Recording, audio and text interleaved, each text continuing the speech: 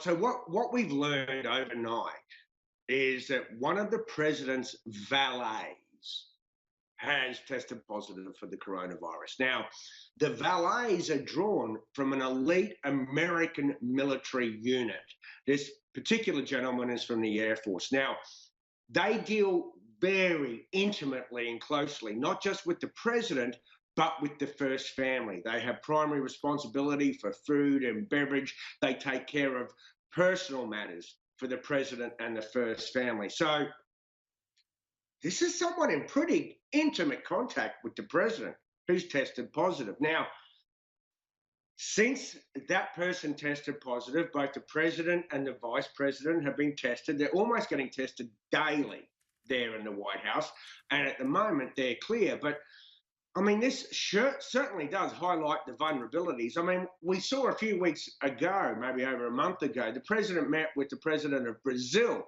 Well, it turns out one of the president of Brazil's advisors had coronavirus. So the president of the United States was exposed back then. Now, in the ordinary circumstance, anyone who's been in that proximity to a positive coronavirus case needs to self-isolate for 14 days, but not so with the president, because he's deemed to be obviously an essential worker. So he doesn't have to self-isolate. But obviously this is bringing back or exciting images or notions of the British Prime Minister, Boris Johnson. I mean, when Boris Johnson got the coronavirus, I mean, first he went to hospital, then he went into an ICU, then he came back out, and by the time he was making public appearances, you could tell that virus had belted him. So we all desperately hope that that does not happen to the President of the United States, because while the British Prime Minister is 55 years old, the American President is 73. And that is one of the most vulnerable portions of the population. Yeah, absolutely. You're right to point that out. Now, some states are starting to reopen their economies. What does it look like? Well, as we're seeing in Australia, I mean, obviously it's writ much larger here, but it's going to be a patchwork. I mean, in Australia, 2 people can visit, 5 people can gather, 10 people can get together. It depends on the state and the temperament.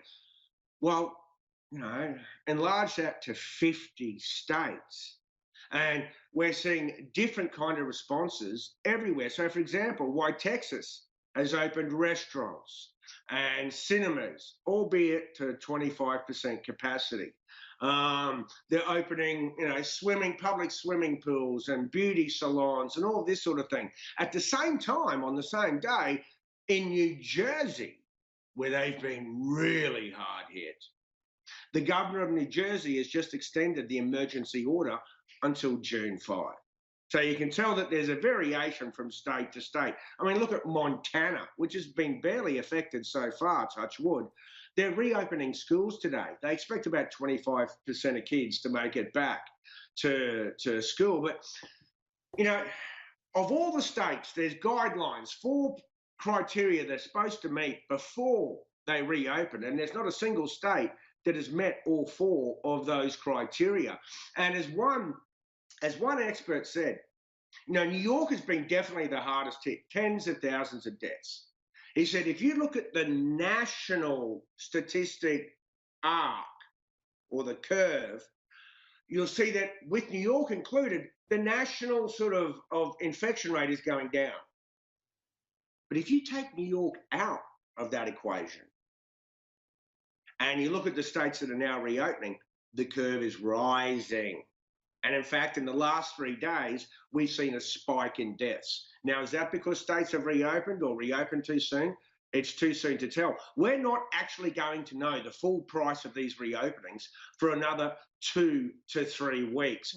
And, here in America, obviously, this touches upon a whole host of issues, not just the economy, but, individual liberties, individual rights, from the right to bear arms to the right to assembly. They're very strongly held here. So, for example, we saw a case in Dallas, Texas, where there was a hairdresser, a hair salon owner, who defied all orders and opened some time ago.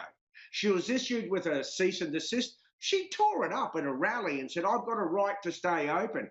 Well, yesterday in Texas, they jailed her for a week for refusing to follow health orders.